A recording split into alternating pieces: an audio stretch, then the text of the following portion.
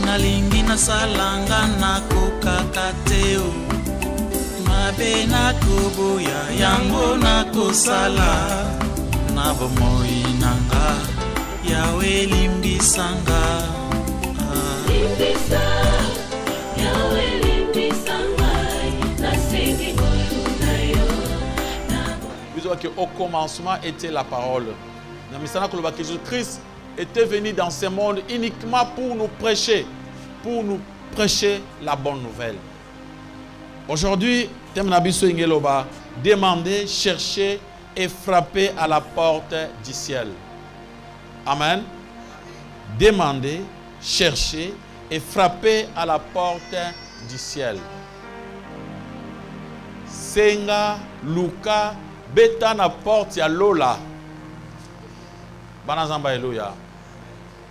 Senga, Luka. Et Ezana Katia Mukanda Matthieu chapitre 7. À partir du verset 7. Je préfère que Batanga verset 7 na verset 12. Nous lisons au nom de Jésus-Christ. Amen. Demandez et l'on vous donnera. Cherchez et vous trouverez. Frappez et l'on vous ouvrira. Car quiconque demande reçoit. Celui qui cherche trouve. Et l'on ouvre à celui qui frappe. Lequel de vous donnera une pierre à son fils s'il lui demande du pain? Ou s'il demande un poisson, lui donnera-t-il un serpent? Si donc, méchants, comme vous l'êtes, vous savez donner de bonnes choses à vos enfants, à combien plus forte raison votre Père qui est dans les cieux donnera-t-il de bonnes choses à ceux qui les lui demandent? Tout ce que vous voulez que les hommes fassent pour vous, faites-le de même pour eux, car c'est la loi et les prophètes.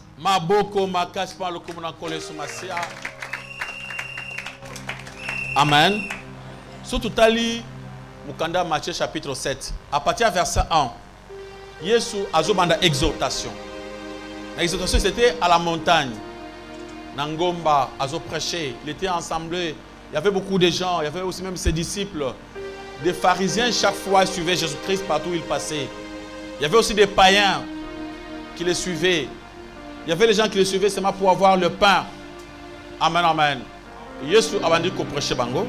Nakati ya Matthieu naye abandi na verset 1 il y a chapitre 7. Alors oui, ne jugez point en fait que vous ne serez point jugés. Pour sambisa kabatote, pour pas sambisa yote. Avancez, pambate bako sambisa na ndenge yo pe o sambisa kabaninga. Ndenge o misana ko sambisa baninga ko condamner baninga yo pe bako sambisa yo bongo. Awa bazo ba prendre bato baza mitema mabe bato atonge tonge. Abetaka gauche ake partout. Alobaka mabe ya bato. Batonge tonge. Basambisa makambo ba yebite. Baza na présomption atali ka moko sa mbobe ah Yesu asali boye sa pona boye. Bazo juger sans raison, ba préjuger. Yesu alobi ko sambisa ka batote. Pambate ba roya pe ko sambisa yo na ndenge yo ozo sambisa bango. Amen, amen. Après ce conseil wana na Yesu azo continuer. Alors pourquoi vois-tu la paille qui est dans l'œil de ton frère et n'aperçois-tu pas le poutre qui est dans ton œil? Pour la nini yo omona kamingi. Kama poussière muke na miso baninga mais epa na yo zete monene omona kate. Ezaka momesano mingi ya bato mokili. Les gens de ce monde bamona ka mabe ya bato mosusu sans komona ya bango. Zamba lobi malamu otala na miso na yo omona nzete za na kati na yango elungwa nde okokomona moi poussière ezaka na miso bato. Ba pekisi te comme on a poussière na miso bato. Mais balobi avant au moins poussière na miso bato, balungola nzete o eza na miso na yo. Alléluia, alléluia. Yango tomoni ko sambisa ka bato te. Po ba ko sambisa pe yo. Tika komona ka mabe ya baninga ya yo zo mona te. Ici, bazo prêcher biso l'amour. Tous en bolingo, to lingana, to yeba koloba malambu ya batu. Tika kobeta masolo ya mabe pona batu. Il y a des gens à cause de la vie makambo muto ata 50. Mais ya mabe moko anda betaka, ya malamu abetaka te. Yango balobi eza mabe komona poussière na miso moninga pe koboya komona nzete eza na miso na yo. To komi na verset 5, hypocrite longola nanu eloko eza na miso na yo après komona o eza na miso moninga. Verset 6 avant to kota na 7 o to kanso na 7 elobi likamoko mutu ya makasi. Alléluia. Ici Yesu asima ko expliquer makambo nyonso komona koloba mabe ya bato te kosambisa bato pamba te avant o condamner mutu mitala penano avant le mabe moninga mitala penano. Après aye koloba na verset 6, ne donne pas les choses saintes aux chiens et ne jette pas vos perles devant les pourceaux, de peur qu'ils ne les foulent aux pieds et se retournent et ne vous déchirent.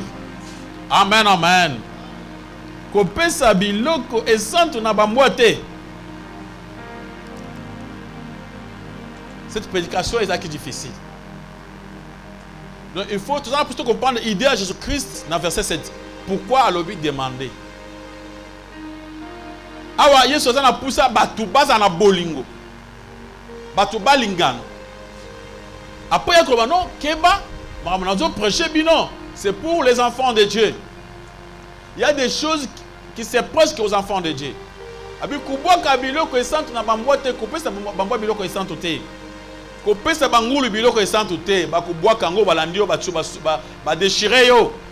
Va profiter. Souvent, quelque part, les chrétiens les chrétiens se basent sur les makas, au bas raisonnac. Tant on passe à Makambabi, nini bazo sale. Alléluia, alléluia. Et ça, la bilo comme sous, va passer à la bamboite, bamboite, on peut s'y boire, à comme on a valeur nangote. C'est pourquoi on ne pouvait pas comprendre cette prédication. Ce n'était pas facile à comprendre. Ce qui est dans verset 12 et lobby, et l'autre on solingi munto sala pona yo sala yo sala ele. Avant comme wana dia bandi kuloba na bango. Senga ekopesa melayo. Luka okozwa. Beta porte osana nini ekofungwa. Amen, amen. Yango to lobby tem na biso lelo. Senga Luka beta porte à Lola. Senga nini. Alléluia. Pourquoi batu mususu bazoyi na baninga mususu? Batu mususu bazoyi na basusu. Tuzana nzambe moko papa na biso. Ye azana nyonso. Aza papa na biso. Soki ozana nzala kende senga e. Alléluia, alléluia. Soki ozana problème kende yebisa e. Beta na porte kofungwama. Zoa cette foi pour essayer. Les autres ne veulent pas agir. Ils n'essayent même pas de frapper à la porte de Dieu. Batikali bras croisés. Oh, monsieur, je vais profiter, je vais mettre la porte et fungwama. Amen, amen. Mais ici, on nous enseigne comment vivre dans la société. La Bible de A à Z, on parle de l'amour. Quand on parle de l'amour, c'est-à-dire la vie sociale. Comment nous pouvons vivre dans la famille chrétienne, dans la famille Nabiswa Mokil. Awa, balobi, beta senga, basenga kanini. Balanzamba, alléluia. Puis, tant que vous en à Salomon, demande-moi ce que tu veux. Il avait demandé quoi? La sagesse et l'intelligence. Amen, amen. Mon frère, ma soeur, senga et pas Nzambe, demande quelque chose de plus important. C'est quoi? C'est l'intelligence et la sagesse. Un homme intelligent, azana tout. Un homme sage, Azan la nyons parce que atati na lola na maboko na ye. La première des choses à demander à Dieu, c'est donne-moi l'intelligence. Donne-moi la sagesse de vivre avec les autres. Donne-moi aussi les capacités. Amen, amen. Là, ça peut être capable de vivre comme un chrétien. C'est une sagesse d'en haut. Vivre comme un chrétien. Être capable de comprendre les autres. Être capable de supporter les autres. Ça, il faut demander à Dieu. Alléluia, alléluia.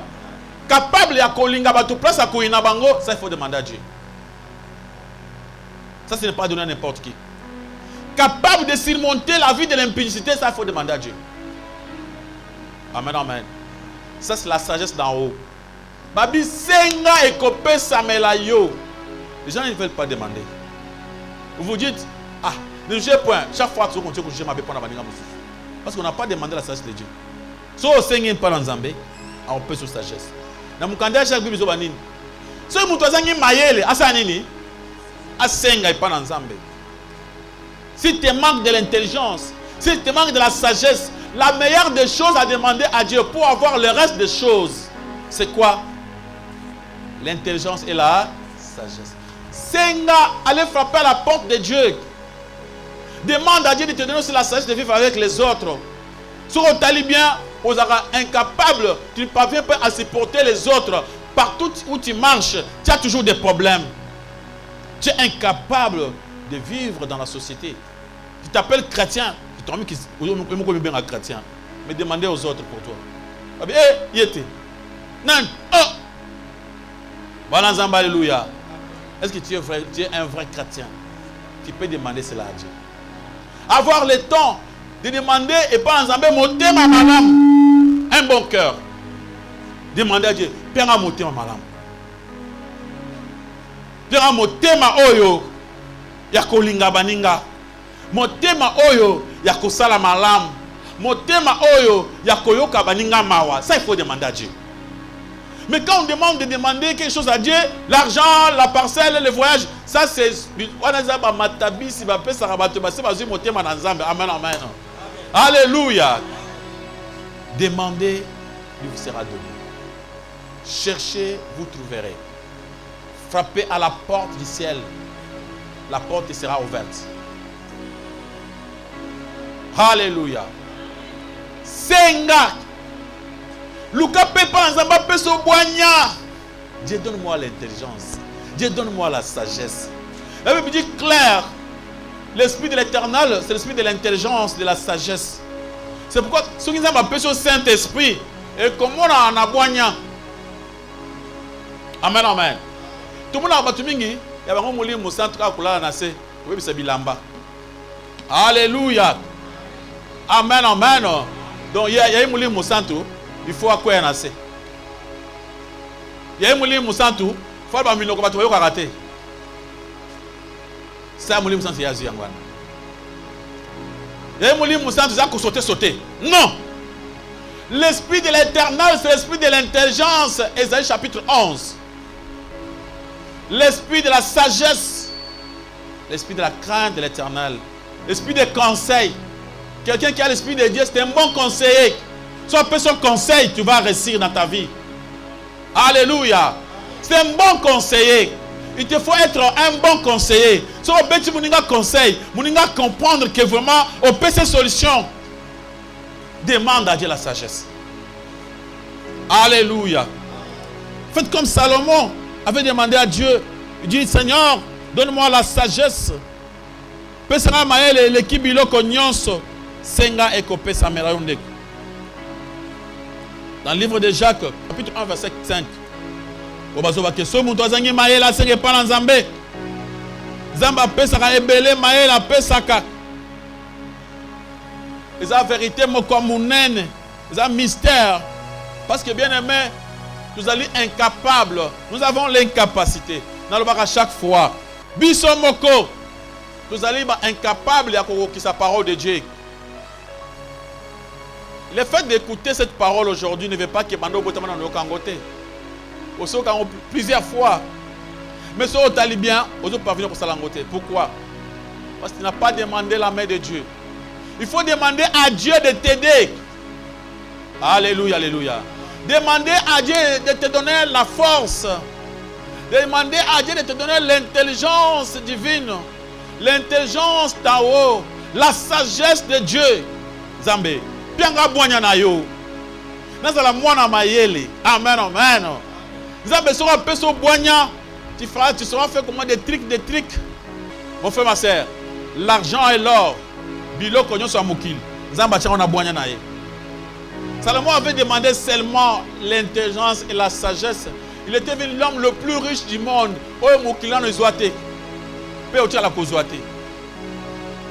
Si tu es intelligent, c'est-à-dire tu vois clair. Si tu es sage, tu as un discernement.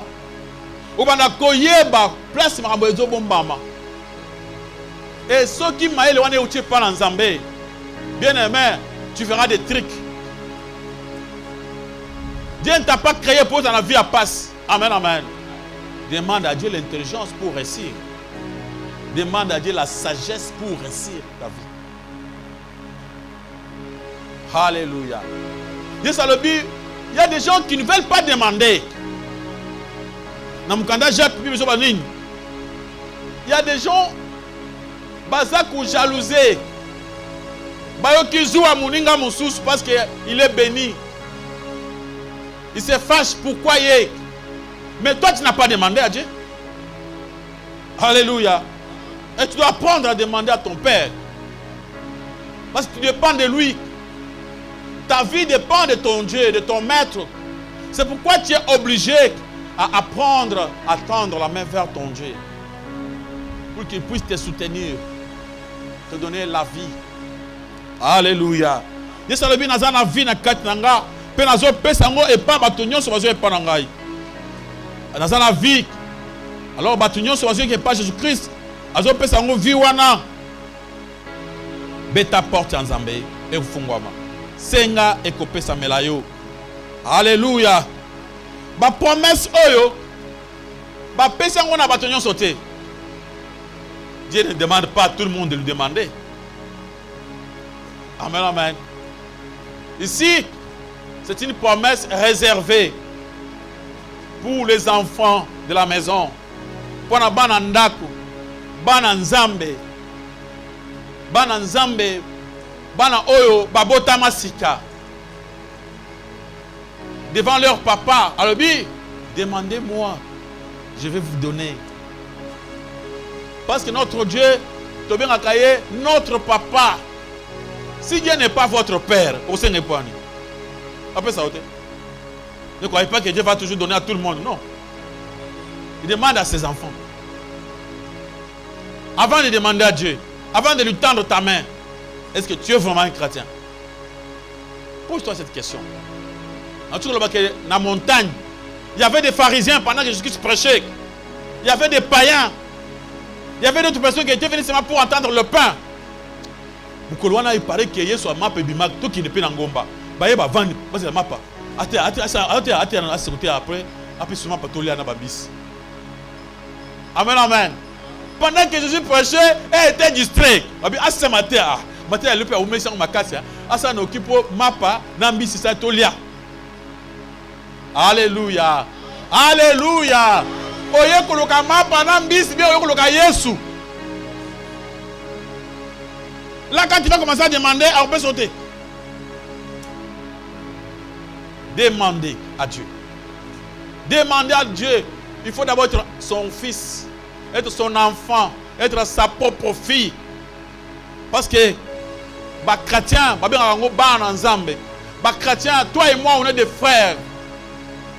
Il y a la fraternité. Bana papa moko. Bazo ba ke bana ya famille de ba kosenge pa na Nzambe. Il faut être de la famille divine pour chercher, pour demander à ton Père. Alléluia, alléluia. Ne te précipite pas seulement pour le demander, toi qui n'obéis même pas à la parole de Dieu. Alléluia. Un enfant rebelle, il n'aura même pas le courage de s'approcher de son Père pour demander quelque chose. Au moins qu'il se repente. Alléluia. Est-ce que tu es un enfant rebelle? L'enfant prodigue, depuis qu'il était parti, pendant qu'il azonga ki nanu te papa landaki ekunate. Alléluia. Mukolo qui descend. Maintenant je vais rentrer chez mon papa. Tant azonga ki c'est au moment où papa fungula beaucoup na koyamba. Est-ce que tu es déjà de retour ou tu es encore là-bas chez le voisin? Regarde-toi bien. Senga ekopesa melayo. Nani akosenga mwana nzambe? Azai pana bango na ndako na bango, asa papa na bango. Soki obungaki zonga na ndako papa. Papa koyamba yo lisusu. Tu peux encore lui demander, il va te donner. Vous avez aussi ma prière, vous avez mboka bapaya. Alléluia. Il y a des gens qui prient comme ça, moi na nzamba solo. Asenga biloko, akenda kulia na mboka bapaya, asa vina ya désordre kuna après abanda ko ba zale banda ko soye makasi. Aluka biloko ole azwa kite. Tiake ko ta même na ndako bangulu. Na bato batika bato balisa bangulu baboya tonda. Amen, amen. Donc si tu ne comprends pas, si tu es loin de ton père, si tu es loin de la famille, si tu es loin de la parcelle de notre famille, il y a Christo, aux amousika, tu vas commencer à faire des prières inutiles. Tu cries très loin, papa, il ne t'écoute même pas. Il est écrit, notre Dieu n'écoute pas la prière d'un homme comment? Pécheur. Alléluia. Alléluia. Acclamez pour la gloire de notre Dieu. Mon frère, on nous a toujours distraits. Et pas ma prédicateur, au lieu de prêcher la bonne nouvelle, de donner le vrai message. Ça sont des distractions. Papa Zach clair, aux amoines, il te donne. Tu ne le pas, il ne te donne pas. Alléluia, alléluia. Il y a des gens qui ont fait leur vie depuis longtemps. Les moments étaient déjà là pour nous avoir pas moulaye. Alors, vous avez dit, bon, on va tous pas me la manger, on va s'embellir. Bango va s'embellir, on va s'ayoter. Yo, le col en zamba lingaka yo, le col au lingi koyate, il va te compliquer la vie. L'enfant prodigue, banda kenda ki atikinda kuna bango, kuna azwa apambola makite. Poya zaki mwana ya papa. Amen, amen. Ake kuna tant bon papa pesa ke silaki aluka ki moyen nyonso à vivre ali atatonda ils ont simbate. Comme kwa suka azui la bonne décision, il se dit na qui n'est pas papa na ngai. Na ta mwana musala pas papa. Mais notre Dieu akotiko jamais mwana musala. Alléluia, alléluia. Akotiko jamais mwana musala. Akobengo sous mon fils, mon enfant. Frapper à la porte de Dieu. Pour stopper sa image. Pour que l'enfant puisse frapper la porte de son père. On voit une maison. Amen, amen. Dans une maison, il y a beaucoup de chambres. Les enfants, dans la chambre, dans le salon, des fois, ça, c'est la chambre de papa. Quand l'enfant a faim, il voit que papa a dans la chambre. À quel n'a aucune chambre. Il frappe à la porte. Il connaît la porte de son père. Amen, amen. Moi, là, mon père, il y a une porte à papa côté Salaka. Il y a une porte. Il y a une porte. Il y a une porte. Il y a une porte. Il y a un dépôt. Il y a un dépôt. Amen, amen. Vous avez eu sur le temps de penser à Dieu, de lui demander quelque chose du bien, comme l'intelligence et la sagesse. Quelle est l'image que les gens ont envers vous? Pourquoi les gens ne parlent pas les biens de toi? Demande à Dieu. Alléluia. Demande à Dieu cela. C'est Dieu qui garde nos réputations. Alléluia. Zambé, nous avons la réputation à battre. Si nous avons prêché, nous avons parfait. C'est une grâce que Dieu nous a fait. Amen, amen. Pourquoi il nous a fait la grâce? Parce que tosenge yango. Amen, amen. Tosenge na cause la cour tenir à Zaboye. Mutu musu asali mabe à makasi à la prison. Mabe ngana cause asali cause dans la prison mais Nzambe comme la senga ngolo, il te protège. Ne croyez pas que bato dans la prison ba ngonyo swana yo mutu yonde mutu malamu te. Il y a des bateaux malades mais dans la prison. Moi je connais bato bakota na prison pour nyongo ya $50, $100 aza na prison. Na azangi nyongo na kati na biso. Alléluia. Demandez, frappez à la porte de Dieu. Au Sengani, 2022 bientôt. Toi tu vas demander quoi? Tu penses à avoir quoi auprès de Dieu? À part l'intelligence. Salomon m'a pensé qui est pouvoir. Alobi, pianga mayele na battre la mboka. Tu vas penser libala. Pianga mayele na battre nini? Alléluia. Tu vas penser bana pianga mayele na battre nini?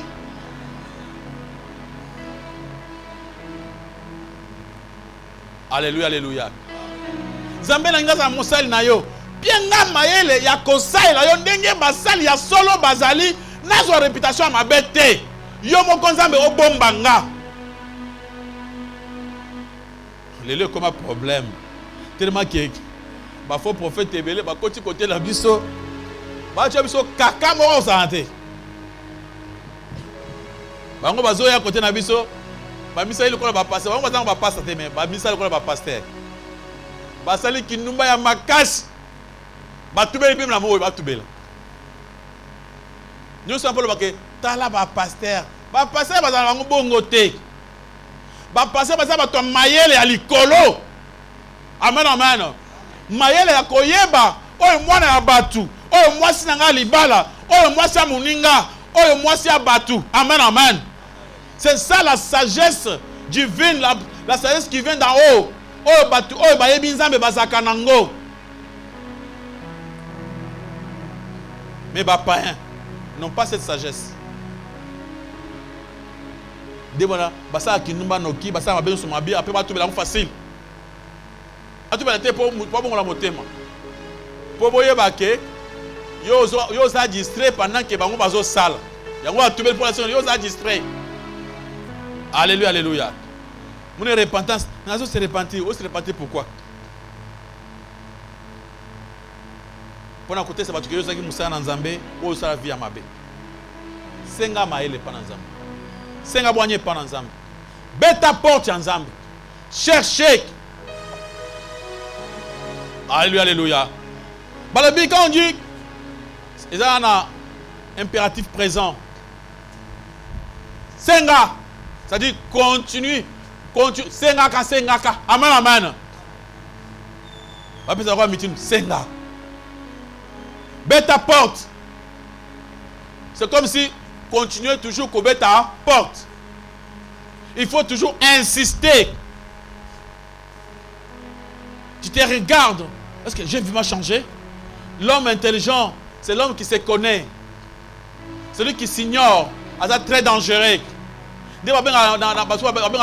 Kindo qui est inconscient. La sorcellerie inconsciente. Ce que vous avez kindo qui a oublié bagaté, ils ont ma belle macasse, aux ando qui a ma belle macasse, il y a très dangereux. Pour coller moi na un ndoto, na tongo zo kamo. Mais ngamu tunalia qui na doute. Akufi ndenge nini.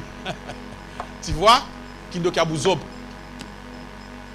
Il faut comprendre les choses en commençant par se connaître d'abord soi-même. Toloba ki kala, miyeba.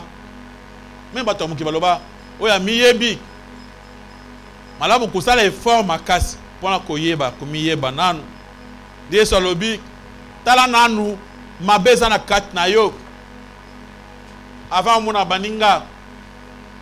Il y a des gens qui s'ignorent. Maintenant il va demander quoi à Dieu?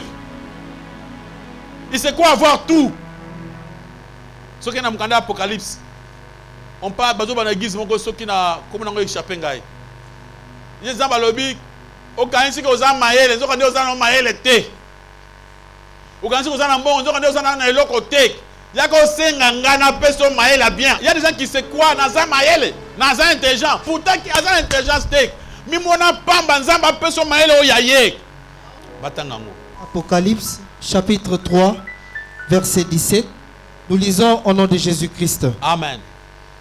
Parce que tu dis, je suis riche, je me suis enrichi et je n'ai besoin de rien.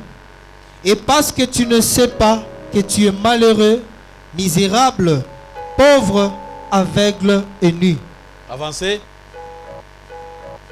Je te conseille d'acheter de moi de l'or éprouvé par le feu, afin que tu deviennes riche, et des vêtements blancs, afin que tu sois vêtu, et que la honte de ta nudité ne paraisse pas, et un colure pour oindre tes yeux, afin que tu vois.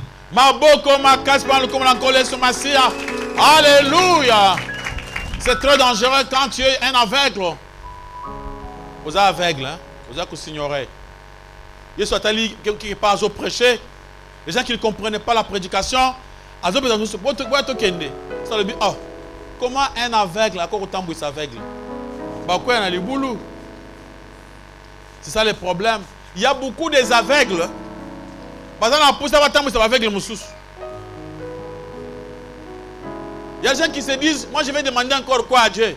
L'intelligence n'a pas maël n'a pas quand une classe n'a pas maël mingi. N'a pas diplôme à pourcentage belé. Donc on sait que ce n'est pas dans l'âme. Là c'est un bon gosse. Là, au milieu habité. Alléluia, alléluia. Au milieu habité. Tala et si kanini yoko kakate. Makambo nini ezosala ke yo sala incapable d'être appelé un enfant de Dieu. Demande à Dieu de t'aider à surmonter cela. Demande à Dieu. Après ce mafuta pour que le miso fungola miso mona bien que osa muntu osa la distraction que osa la salité. Demande à Dieu ba œuvre na yo est changé. Quand on parle des habits, là parce que bilamba ya pembe, ça dit bizaleli malamu. Tu vas avoir une réputation malamu et pas na yo. Ça, tu peux demander à Dieu. Ça, ce sont des choses que le monde ne peut pas donner. Namoki, tu ne peux pas voir ça. Là, ça vient d'en haut. Demande à Dieu. Regarde-toi. La Bible te conseille. J'avais dit, qui pouvait demander à Dieu? C'est seulement ses enfants.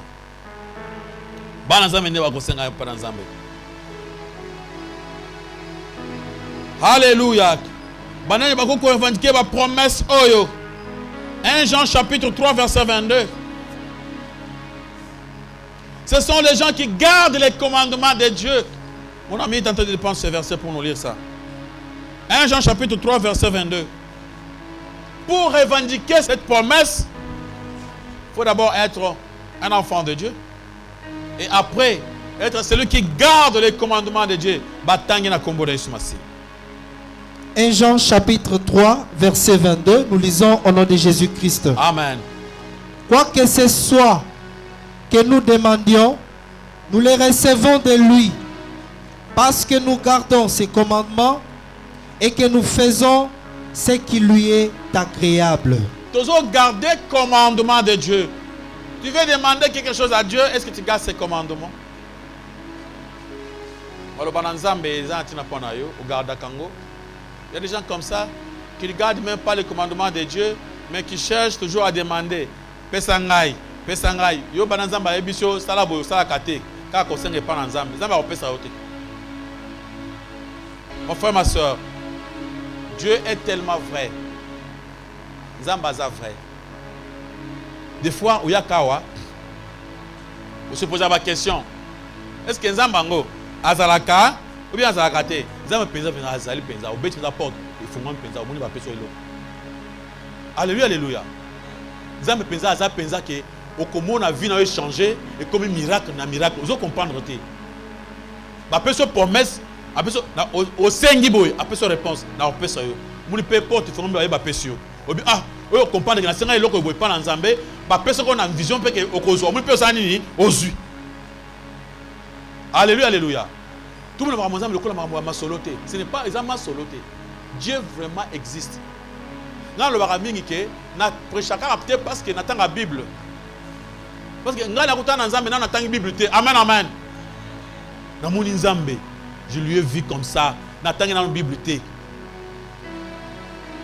Na bela maladie moko que batambo nanga partout na kobika te baminga nga nyonso balobi akotika la bongo batambo nanga partout famille etiki bavandi babi non laissez c'est fini bosa le faux point nini yesili botika batiki je ne priais même pas amen amen na yebaka tate ni rapporte par le pendant que ozaki na vie na ya masumu pendant que osala makambo na yo ya moyibi ya kindumba nzamba kanisaki yo amen amen asala effort pour te chercher toi pour te sauver.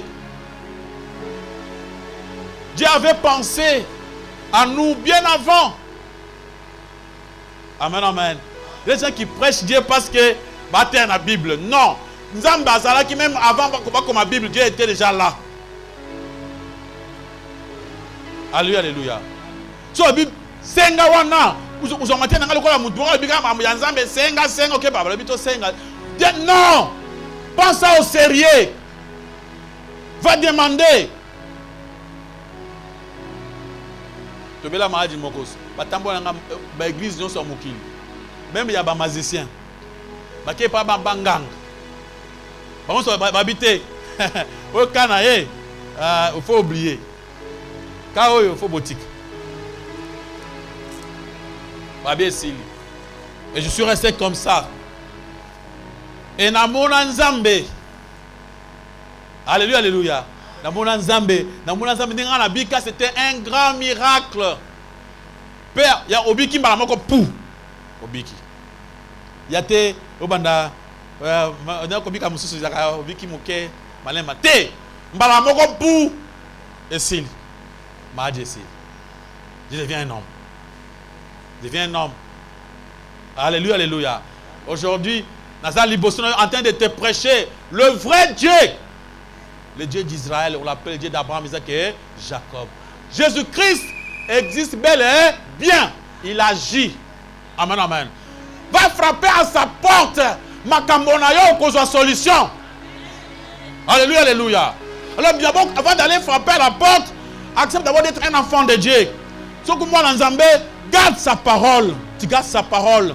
Une fois que tu gardes sa parole, au comment il va agir. Alléluia, alléluia. Amen, amen. Dieu est là. Azama solote. Ce qui a battu Lio. Attends, vous avez banguna boni, bakokayote. Alléluia, alléluia. Il y a des choses dans ce monde. Ok, ce qu'on t'a dit que ceux qui sont ma salité. Alléluia. Muntu akosala azate. Tu regardes ma kamba bongo.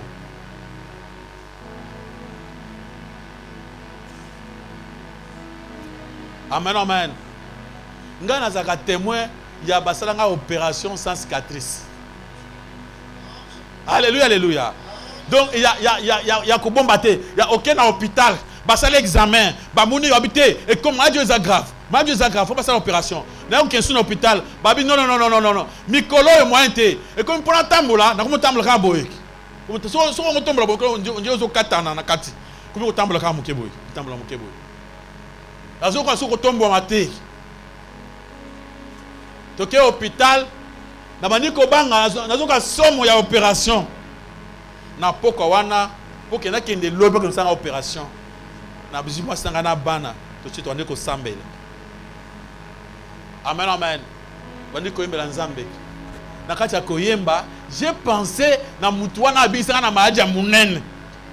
Vous savez, est-ce que ce type-là, Nzambe wana, est-ce qu'il y a un petit gangas ou pas? Oh, tu connais pourquoi il passe en opération? Il sera yemoko.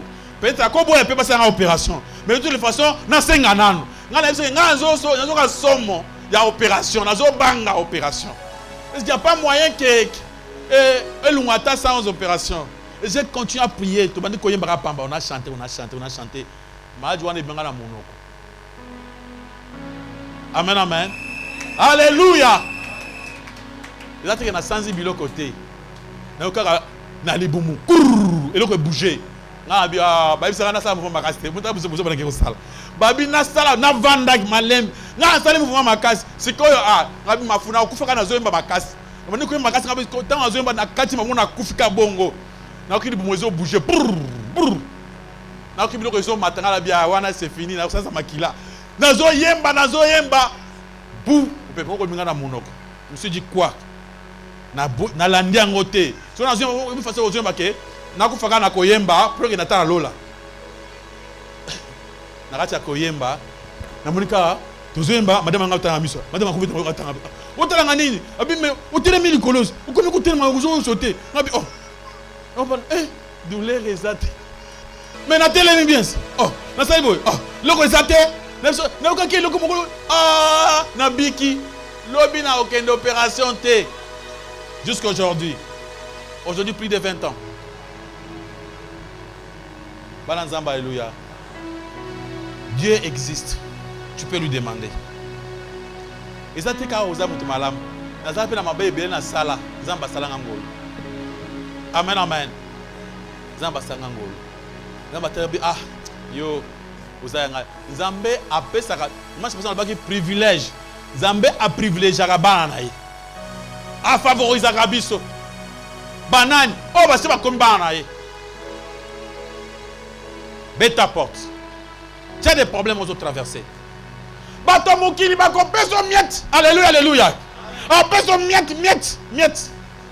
Moi j'ai demandé à Dieu, Seigneur, ngata sa ili mutuneni. Ata za mwana nga moko na boti. Nata na pousse na dépendre na yete. A mutu amokili. Alléluia, alléluia. Moi j'aime na soka na pas na moko. Yo moko na soka pas na moko. Yo moko pesa na maboko. Na boy na banda kozela. Oh, pour na saïla qui est, yé pe saïla ngai, wana faux. Saïla zela nzamba salini apes. Et na mona nzambe asalaka bongo. Demande à Dieu.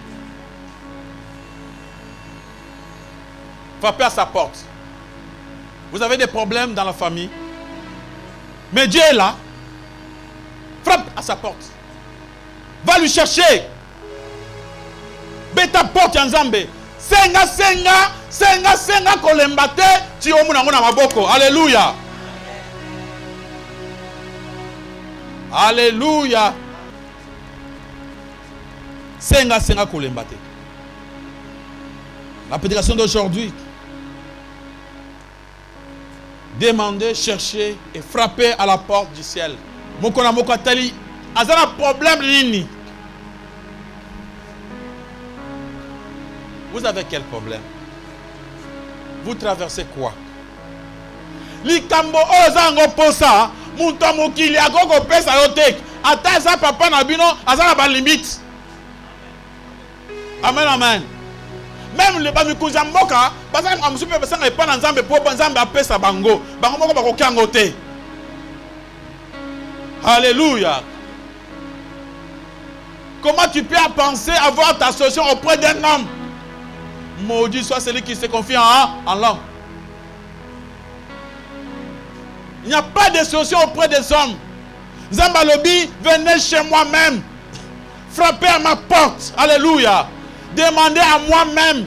Alors, big, ceux qui battent Moukiliba, papa Moukiliba, Pesaka, à combien plus forte raison, moi, votre père, Nzambe Amalam, vous voulez quoi?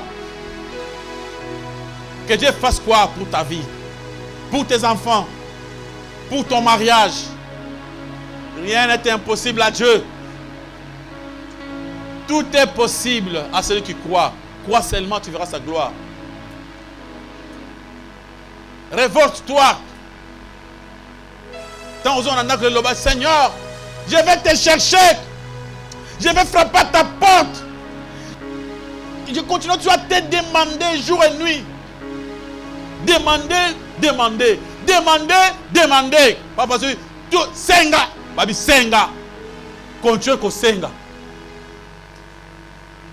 Zamba peut son maël, peut son intelligence, peut son sagesse. Zamba stabiliser ta vie. Tu dois avoir une vie stable. Alléluia. Alléluia.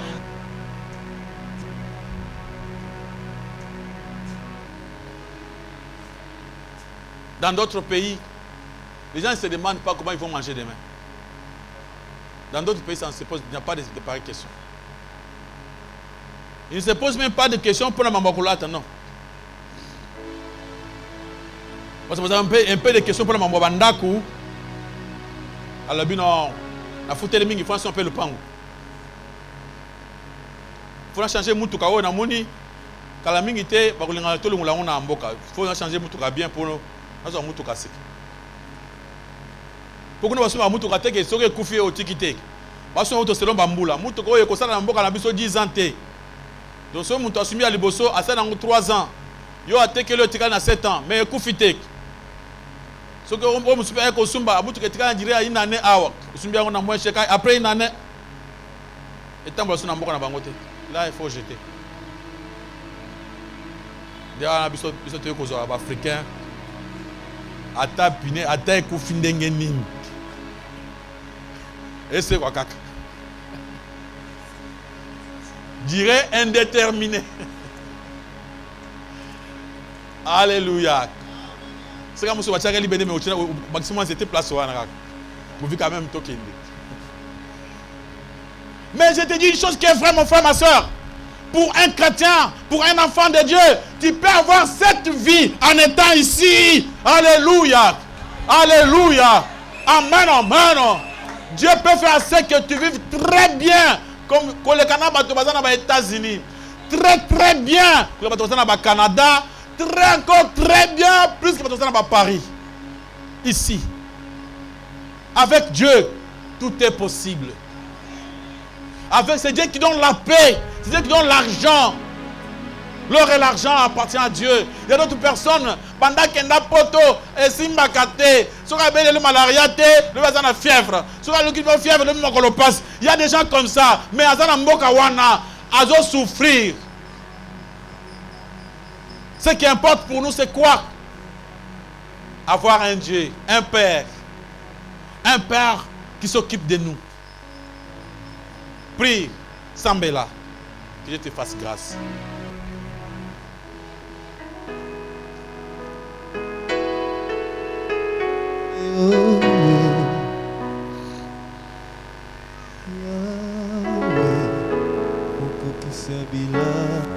Merci pour la parole. Amen. Papa, juste pasteur, excusez.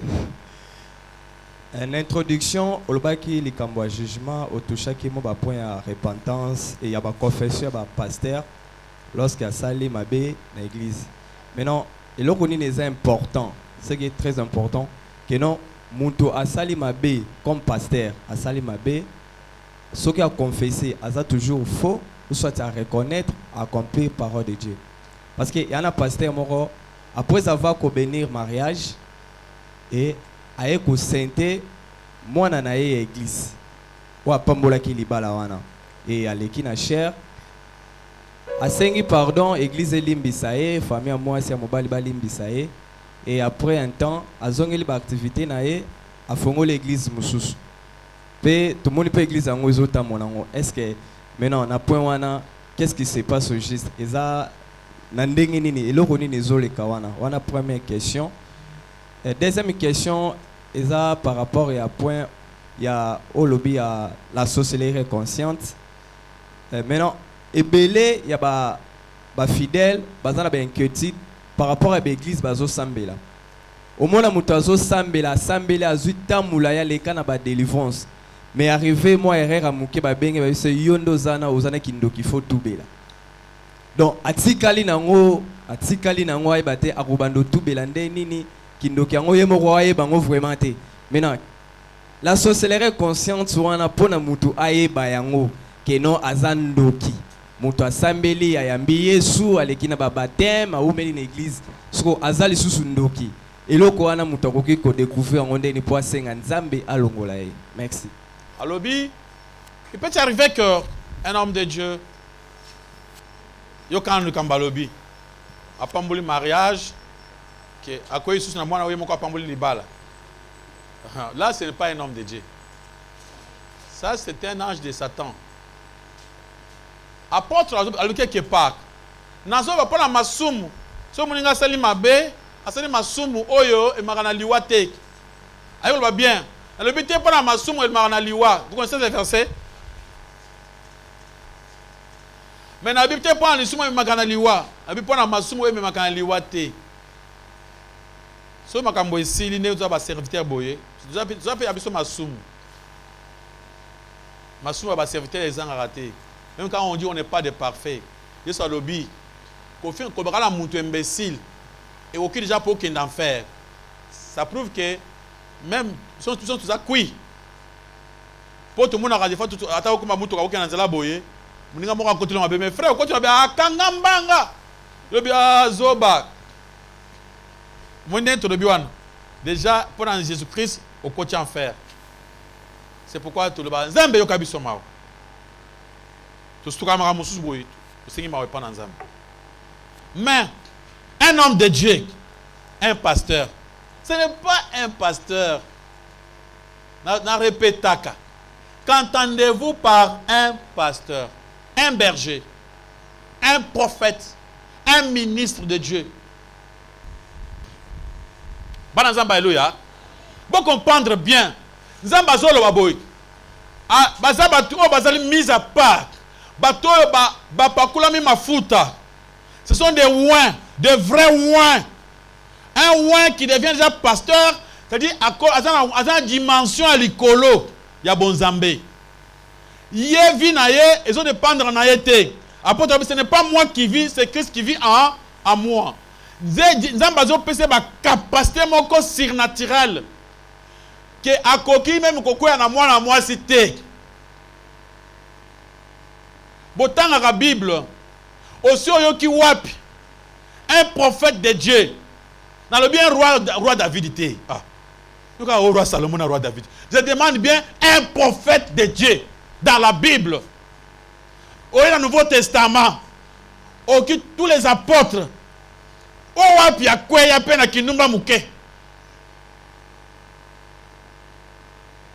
Amen, amen. Ça ne peut pas se faire. C'est impossible à un serviteur de Dieu comme un ministre de Dieu de tomber à ce niveau-là trop bas. C'est quelque chose d'impossible. Pourquoi? Parce que Dieu protège ses serviteurs. Alléluia, alléluia. Je ne sais pas. Asa serviteur, il y a Nani. Ministre, il y a Nani, je ne comprends pas. Peut-être pasteur, il y a démon. Je vous dis la vérité, ce qui est vrai. Un homme de Dieu, un pasteur de Dieu. C'est lui que Dieu a fait pasteur. Moi, j'avais demandé à Dieu. Tant que je pasteur, je lui ai demandé comment na pasteur malam. Comment ngai na makanisa nango kalawana. Comment na kotika vi na nganyo so mabe pour nazala un homme de Dieu juste. Dieu m'avait promis ngai moko nzambe na kwede yo. À conscience que on se confie pas na ngai. Et Nandimi. Et jusque là, depuis qu'on a commencé le chemin, na santaraka que Dieu est en train de me protéger. Apôtre Alobik, les choses qui étaient importantes pour nous, et comme le cours la nini, salité, alléluia, alléluia, la vie à impudicité, et sont comme pour yo et le roi koina. Donc, au salangote. Aujourd'hui, natir mususu. Tu deviens un enfant de Dieu. L'Esprit de Dieu habite en toi. Le Saint-Esprit est comme il s'est manifesté. Mon thème. Moi, je suis pas au côté. Oh, il y a Batu. Moi, na Batu. Aponi aye moi si. Hein? Ce n'est pas facile. Moi, na Batu. Aponi aye mulungani. Yo, yo, kocha misu wana. Ozando kite. Oh, yo, kotubela. Otubela nini? On a tout beli boli misanga na tika la terre. Yo mon qui nous compte en faire. Toi-même tu entres dans le fer. Donc il y a des choses qui ne peuvent pas, se faire. Makamwe koko, il a été un pasteur. Nako répondre réponse pour ma belle là au zwanga. Nako si katoko so na yo inaza mutu. Mais il y a des choses que je ne peux pas faire. Amen, amen. Ah, pas jusqu'à ce niveau-là, non. Banazamba, alléluia. Bobi que Moïse peut ça le sumo, hein? Le sumo ni na salaka. Balobi ko beta mbala moko ko beta te loba pango ya sani. Yo ka ba ya biso masumu. Alléluia. Apôtre Paul peut ça peut ma bien. A manquer respect na mokonzi na so za mokonzi na manquer respect. Après ça limbisa limbisa ngai so na yebi keza yo be na rebelle bongo tek. Limbisa ngai. On est des hommes. D'abord même, hôtel envoie moi ça batuboy. Aussi ma ensemble et Koyate est pas un serviteur de Dieu. Ce qui est yaka pas na yo. Yona no commis serviteur. Comment serviteur te? Refuse. Amen, amen. Donc il faut comprendre bien ces choses. C'est Dieu qui protège ses serviteurs. Zambe abattre la kamutei nae, il les protège comme ça. Akosala wanate. Zamba donc biloko wana za biloko essaye lungwa na kat nae, il y a comme une nouvelle créature. Si tu es encore pasteur monsieur na caméra landayo, vous avez vu wana, vous avez passé yandoki. Yanzambete. Yandoki. Amen, amen. Parce que toi à ton niveau pasteur, obima osa adultère. Balobi les adultères, bakomona nzambete. Là il faut ngana terre batu, bazo sa probatika.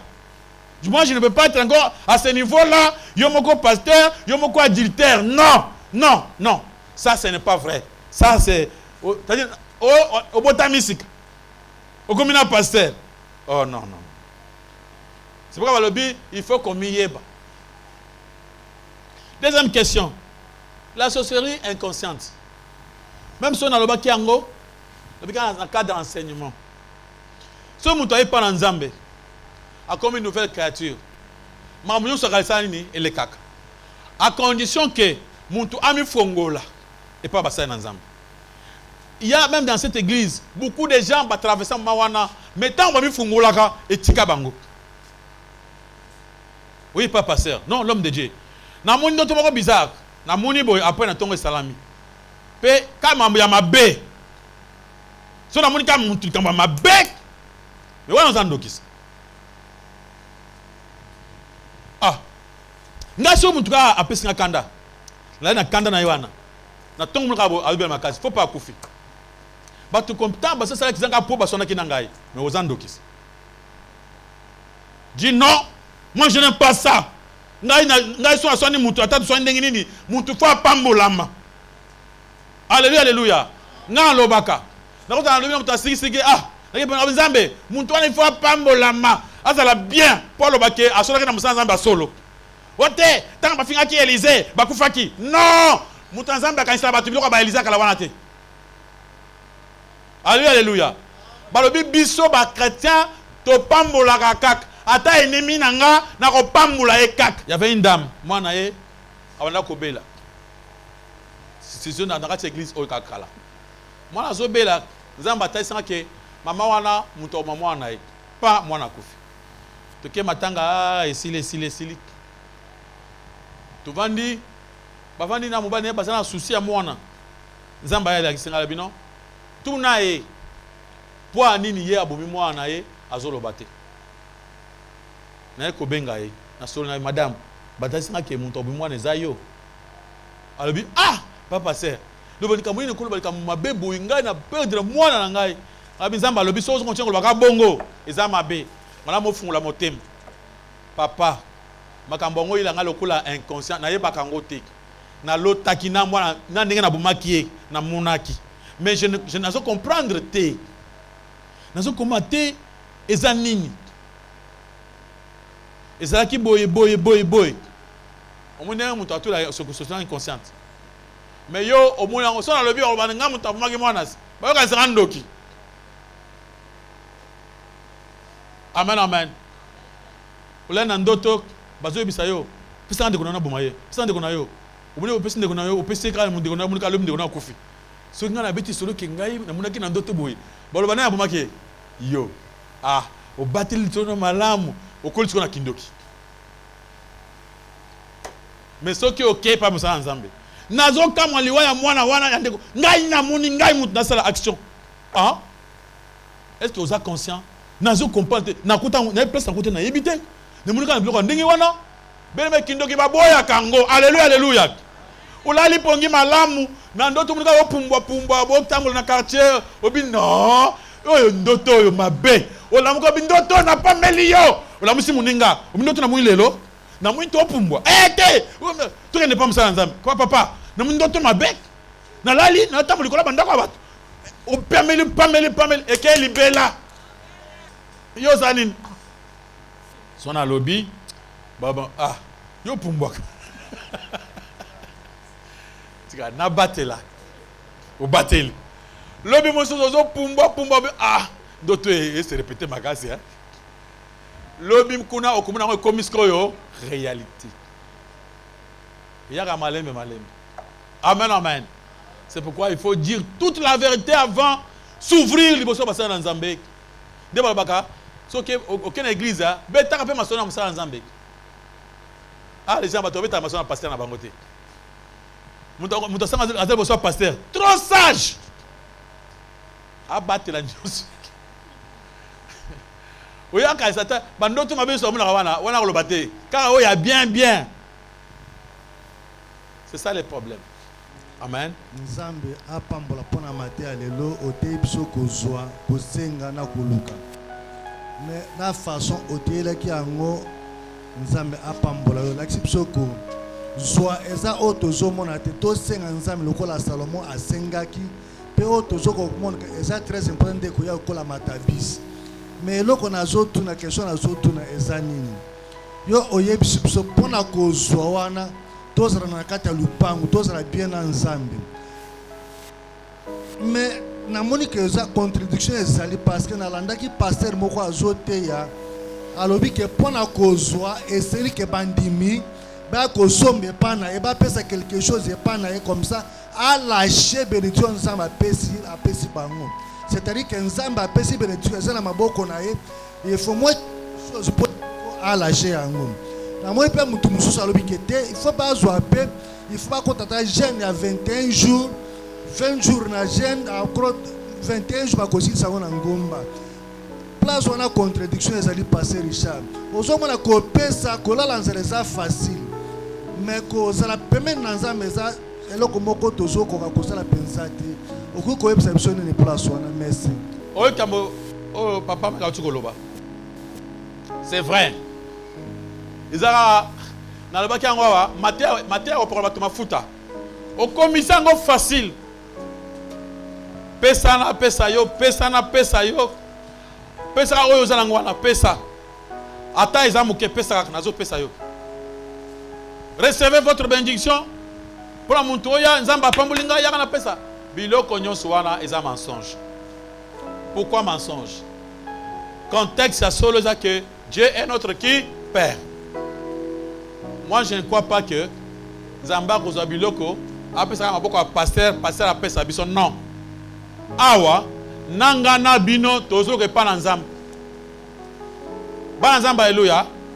Awa nangana bino totandi maboko. Nzamba sa nini a pesa biso. Ezaka matin ya moko ya babenga ngo prospérité. Matin ya cupidité. Ya lokoso mbongo. Bible zo banini muntu apesa volontairement batindika ete. Alors il a pensé que son na bika apesa volontairement loko tant trop bandao. On m'a soutien, on ndenge opesa. Opia muke. Ba ngompe batimbela makambo wana déjà. Babe o matin on passa opesa mbongo ya soutien. Ah. Eza pene mata to pesa te. Te. Babi o azo pesa volontairement zamba pambola kai. Parce que l'homme de Dieu pour atindika yo azonanu oyo zanango abambi oloko bongo a récupérer nanu bamusu balobi te pona ko pambola ma il faut que nangomba ça c'est le mérite. Amen. Alléluia. Muntu oyo azobela makasi wazana makasi oke nangomba te mona pambola ma o mususu wana on a quand église pasteur a coach alobi azana bénédiction ba pesa mbongo po apesa bénédiction. Alors bato bazangi mbongo na toutes les prédications wa tshikolo ba makambo papa tshikolo ba oyo ba benga ascétisme. Le fait que muntu azo minyokola pour azo approbation na Nzambe muntu alingi a mérité na misala maboko pour que Nzambe asala ezali intimidation spirituelle. C'est une façon seulement d'intimider banjim. Il n'y a rien na kati kuna. Nzambe na biso ba Kristo alobi na biso boy. Bonji makaka musala mwana Nzambe asali bozo alipamboli. Alléluia. Awa ezala tonjimi maloba na Nzambe, Nzambe apesi biso.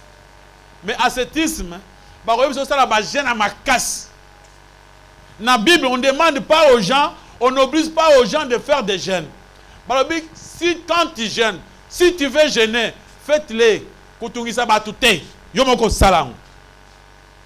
Bomba paix secret. Alléluia, alléluia. Mais on ne demande pas aux gens, il faut qu'à jeûner. Non, on demande seulement aux gens d'accepter, d'avoir la foi.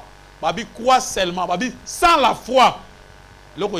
Mais avec la foi, tout est comment? Possible. Batonio se va pas mola maka n'attend wa Yesu. C'est seulement par la foi. Même en tant que Paul, c'est seulement par la foi. Merci beaucoup, pasteur Richard, pour la parole. On a profité d'un moment pour remercier pour la négoté biso na tonga lelo. Question nangai ezali boy pasteur. Comment protéger et puis utiliser biloko o nzambe ya pesi biso après avoir ko sengaye ko beta porte et puis ko luka et comment ko utiliser ba bien wana richesse wana nzamba pesi biso pour na cause moko ya malamu. Et puis deuxième question ezali olobi pour na ko senga nzambe il faut zala mwana na ye soki o bebisaki il faut luka o réparer. Pasteur, réparation wana est-ce que un homme o azali orgueilleux par l'orgueil azali ko protéger personnalité naïe, est-ce qu'il faut réparer paix, est-ce qu'il faut ça la réparation Anna? Merci beaucoup. Comment protéger ce que Dieu nous a donné? D'abord, moi je vous ai incité à demander quelque chose de plus important, c'était la sagesse et l'intelligence. C'est pour moi la meilleure des choses. Une fois vous êtes intelligent et vous êtes sage, on combat la biloko nyons parce qu'on va avec sagesse divine. C'est pourquoi il faut commencer par demander la sagesse de Dieu pour qu'elle permette yo pour combattre le reste des choses de quoi ensemble. Il y a le matin que sur une sagesse on s'assume de consulter. Quand tu demandes la sagesse et on peut yo nyonso, vous avez mariage, vous avez voyage, vous avez mbongo, mais tu vas commencer à gérer ces choses avec l'esprit de Dieu, avec l'intelligence d'en haut. Amen, amen. C'est pourquoi il faut commencer par demander l'intelligence et la sagesse dans vos demandes pour que vous soyez capables d'accomplir ce que notre bien est en train de dire. Parce qu'il y a beaucoup de gens qui vont détruire l'enfant prodigue avait demandé à son père, papa, donne-moi ma part. Papa a eu part dans sa nini à pécher. Mais qu'est-ce qu'il a fait avec sa part de son père? Il est allé détruire quelques bébés. Il a lapidé l'argent de son père. Et après, Mbongo et Sili, avec Kozongo. Alors, tous ils ont mis ça noté. Oye au sengi, ba pesio, qui au baby si, oye au zonga sous amen, amen. Ils ont attitude mabe, ya bambwa, ya bangulu. Bambwa bazaka soki ba sanzi biloko, après ba bandi kolé yango lisusu. Bangulu bazaka, soki ba sokole mai, azon sur na potopote. Ce n'est pas une bonne vie. Il faut demander à Dieu que alungo na vie à bongo, ils a vie à malamté. Amen, amen. Un orgueilleux, d'abord c'est écrit, un orgueilleux, c'est un homme, d'abord, Dieu résiste aux orgueilleux. Pourquoi Dieu résiste aux orgueilleux? Qui est orgueilleux? Celui qui ne confesse pas ses péchés. Celui qui ne reconnaît pas ses fautes. Qui est orgueilleux? Muntu oyo avandawa. Denge ba teiboy. Alobi ke ye amuni mabe moko sa gate. A muntu malamu na nyonso. So abi o balobi na ngazo comprendre. Nzamba ka muntu apesa gate. Po ngai na yibi mafingi mloko mo fingi muntu te na yibi loko muntu te. Parce que na tu veux suma sumu nini? Ça sont des orgueilleux. Les orgueilleux se considèrent vous avez trop saint. Ils ont attitude ya ba pharisien. Et bazo quand c'est bango ba yebi nyonso. Pourtant que ba yebité. Sont des orgueilleux. On zambalobi venez me demander. Ma boko ma casse pas le comme dans que Dieu vous bénisse.